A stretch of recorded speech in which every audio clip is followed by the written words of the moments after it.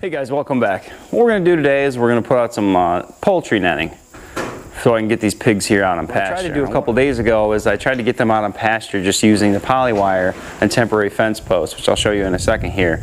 Unfortunately, these pigs, as much as they respect the electric fence that I have trained them on, they jumped over it, they went under it in one spot.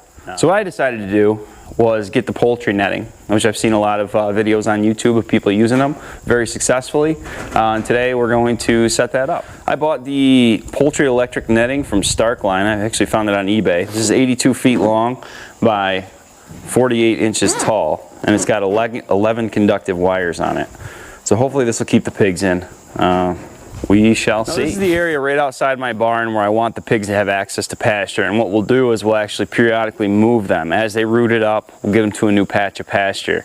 Again, what happened the other day was they came out here, and you can see the temporary posts. I took the wire up already, and they were able to just go right over top of it, and I think part of it is the charger has these intermittent snaps to it, and the DC chargers, the ones that are 12 volt, are usually spaced apart a lot further to save battery life, whereas the AC powered ones have a faster snap. So they were able to almost judge it just right to jump over it just in time and not get shocked by it. So I figured to prevent that, single wire, the netting itself is going to help hold them in place, and it's going to be electrified. So we'll see how that goes.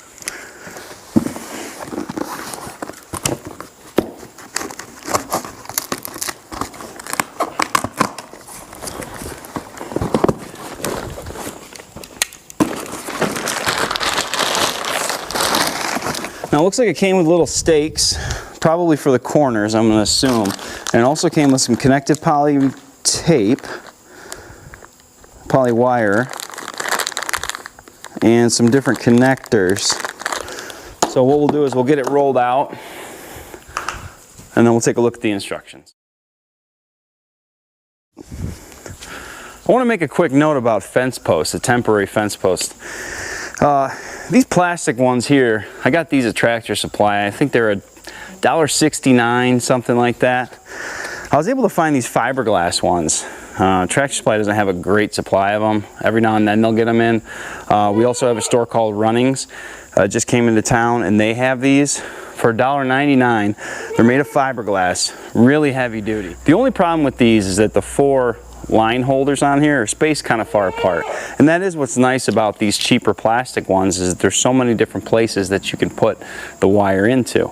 The problem is with these, and they're 30 cents cheaper than the good fiberglass ones, is they break very easily.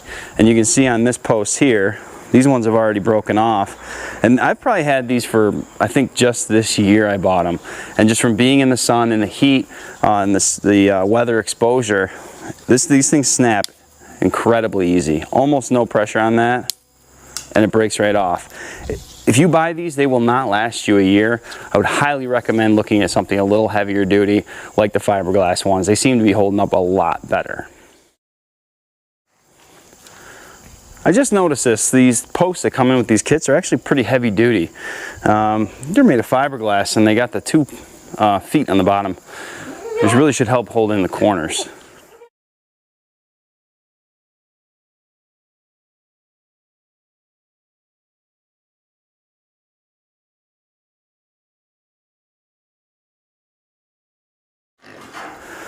Problem I'm running into here is when I had this barn built, I had a nice gravel pad built, and there's so many rocks, this is so dense, I'm having trouble getting this in to a hole. So what I'm going to do,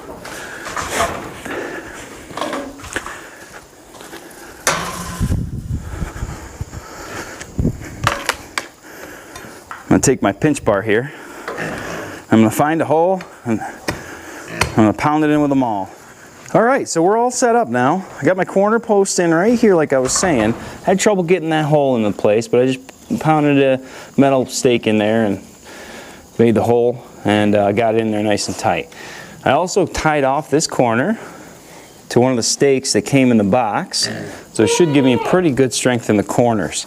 Well, the way my pen was set up before, I have this cattle panel here in place blocking them in, and what I did is I just disconnected it from that 6x6 there, brought it over to the corner here. Now to electrify it, I had a single strand wire running along the inside of this cattle panel. As you can see, keep it off the metal was the plan. And that was the goal of that, was to keep them from pushing the cattle panel out. And I wanted to teach them what the electric fence means. And they learned pretty quick. I ran that same single strand wire over, and I just tied it on to the main leads in this poultry netting. And I have my charger over here with my reel. I have my charger connected to my reel with these alligator clips down to my fence charger. Now this fence charger here, I've had a lot of good luck with it. It's just a Tractor Supply brand, basically. DC powered, just runs off a 12-volt battery. This is 1 joule output, which is pretty decent. My AC charger I have is only a half a joule. This will definitely give a pretty good snap. So let's take a look here and see what we got.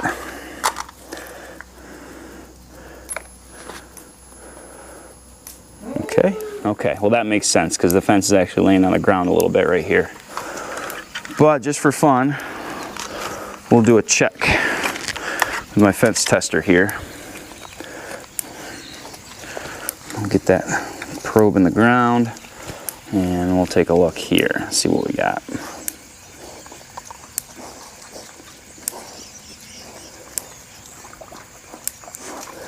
.6, so that's not very good.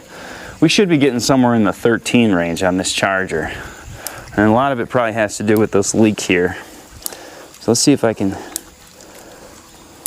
lift that up without touching it. See, just fixing that one leak, I already got 4,000 volts. Yeah, see, it's laying down in a couple of spots here. I guess I hadn't really noticed it. And I suppose that's bound to happen with the nature of this fence.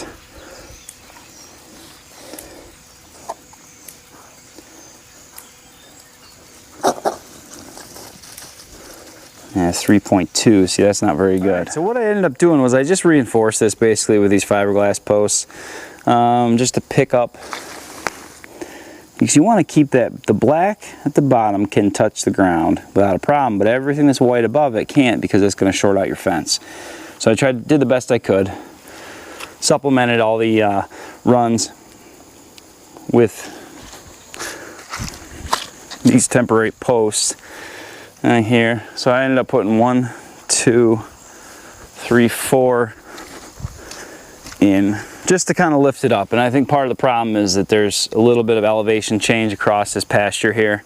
The ground dips down some, and that creates the sags in the fence. So for this corner, what I did is I ran it right up to my perimeter fence here, and I tied off the top, and this rope here came with it. You could use any kind of rope, it's not conductive, and tied it to the corner, tied it to the corner brace here. You can already see the pigs are out here loving this. I want to test the charger itself, because I want to make sure that this 12-volt battery is doing good. There is a chance that it's getting weak at this point.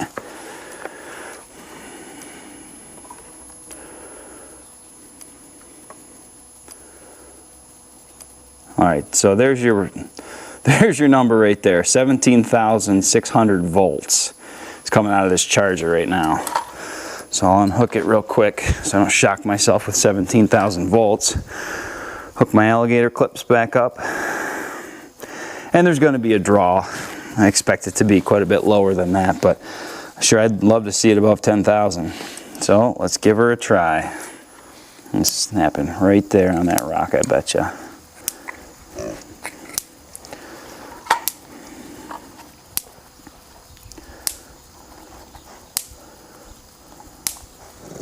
I'm getting 10,600 volts now.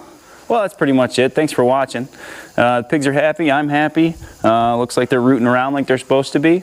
Just wanted to note that I paid $135 for this fencing. I found it on eBay, and that was with free shipping. Took about, I don't know, 3 days to get here. We'll keep you guys updated as we go. Hopefully this works out for us. I do plan on getting one more section of this fencing so that I can rotate them through the pasture a lot easier if I set up the second fence.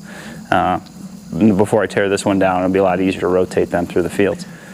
Be sure to check out our other videos. I got one up there now I just put up last week about the meningeal worm. I'll give you guys an update on that real soon. We're still working through that problem. So if there's anything you guys like to see, any suggestions on what we do,